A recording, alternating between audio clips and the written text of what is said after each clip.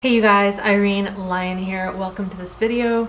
It's been a while since I've made one of these vlogs. I've been away. I was away in Australia all of October, if you follow me, and then I came home, was home for 2 days. I was back down to Seattle for some more of my own learning, because I'm always learning. I went down to study with one of my mentors, Kain. She's awesome. And then I came home, was here for about a week, and then my husband and I went out to celebrate my 41st birthday. We went to Manhattan and had a great time.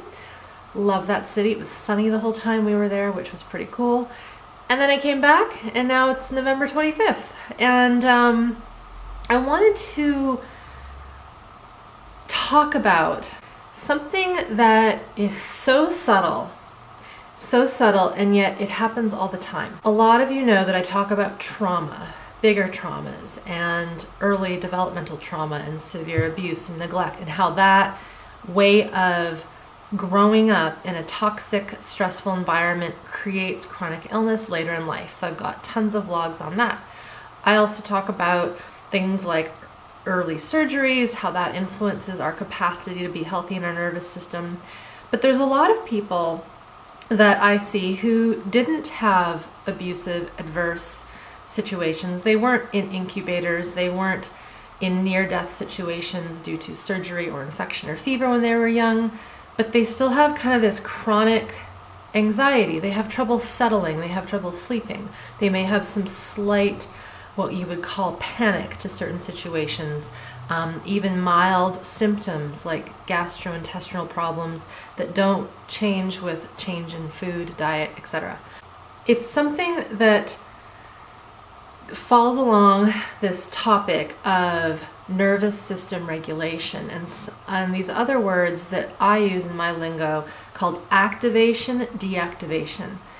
And the reason I thought about it was when I was walking in the woods last Sunday, so 2 Sundays ago, I came across 2 scenarios that on the outside may have seemed exactly the same, but they were miles apart in terms of what actually was occurring. So it was pouring rain, I was walking, and I started to pass a couple with a baby in one of those backpacks. So an infant, small enough to be on mom, and the baby started to fuss quite a bit.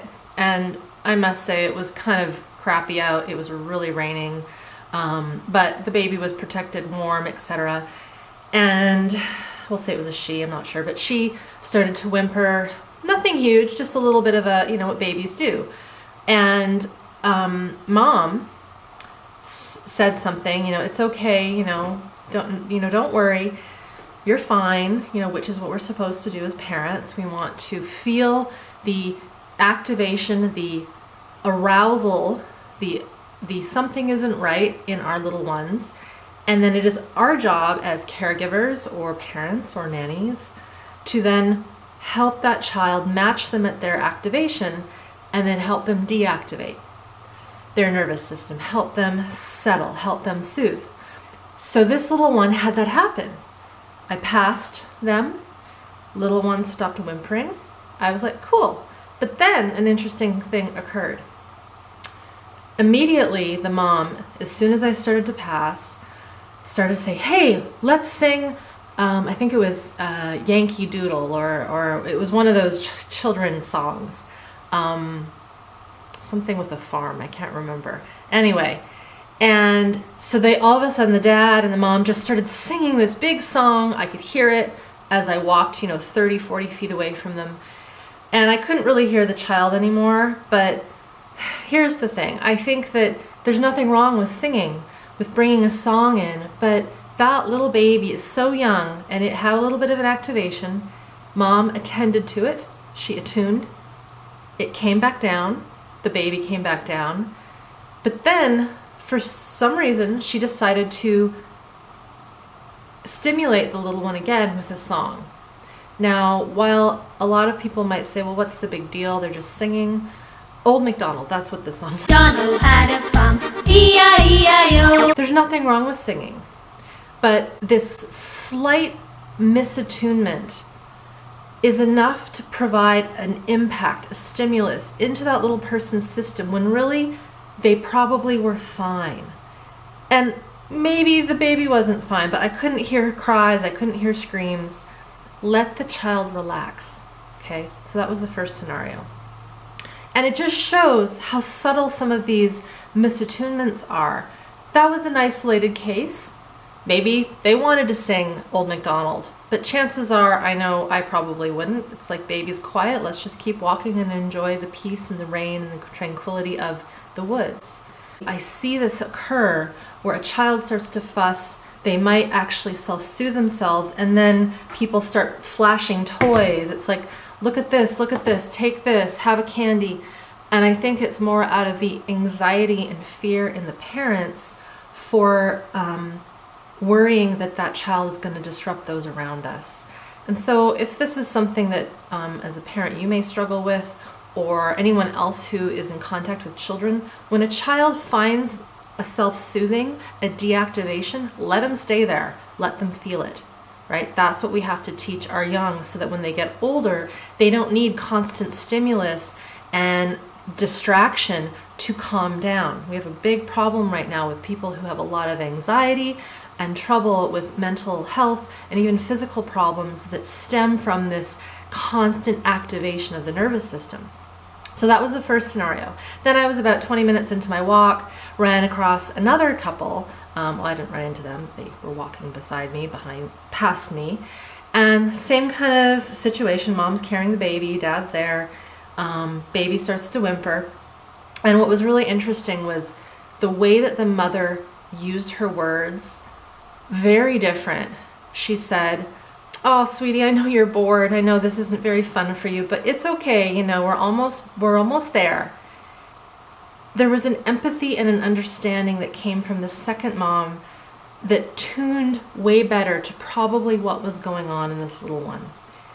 As soon as she said that, this baby that was in a bit of activation deactivated. It came down the other side of the stress response, and then it was quiet.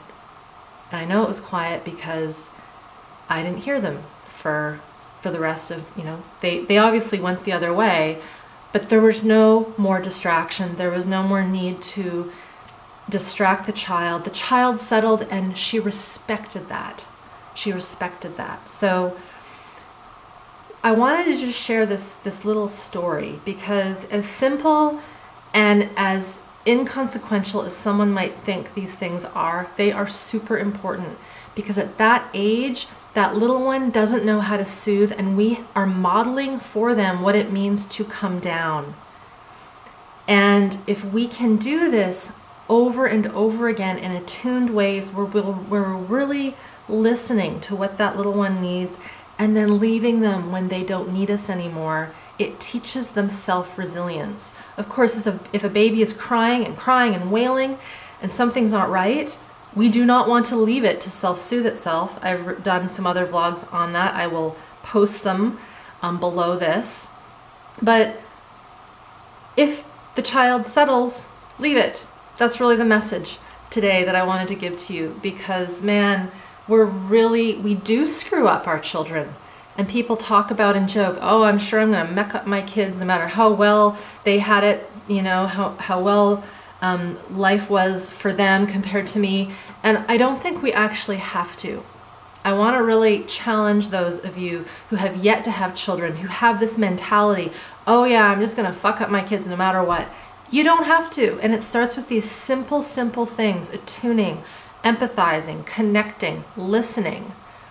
The baby knows, granted the baby is neurologically sound and well, they know what they need. We are, as parents, as big people, we have to listen, connect, attune, and give them what they need. And teach them how to be in their stress response a little bit at a time, and teach them how to come out of their stress response. This will serve them. This will serve them like you wouldn't believe into older life. We have seen that early stress and not coming out of the stress response early in life leads to chronic illness later in life. So if we want to grow healthy humans that are less chronically ill and less diseased and less mentally ill and less addicted than those that are currently living, because we have a lot of that right now in our culture. We need to start understanding this concept of attunement and obviously attachment and listening and respecting and helping a little one self-soothe without overstimulating them with fancy bells and whistles. All right, that's it for now. Gotta run to the office to see some people, and leave a comment. Let me know what you think of this. Tell me if you've seen situations like this where you've seen parents overstimulating their children when they don't need to, or not attending to them. It can go the other way, where a child is needing that attention and the parent is completely ignoring them. I wrote an article about this called Anger is Medicine. I'll link that up as well. But that's it for today. I'll be hopefully back on vlogging a little bit more as we head into the end of December and the new year and into 2017. Take good care. Thanks for being here.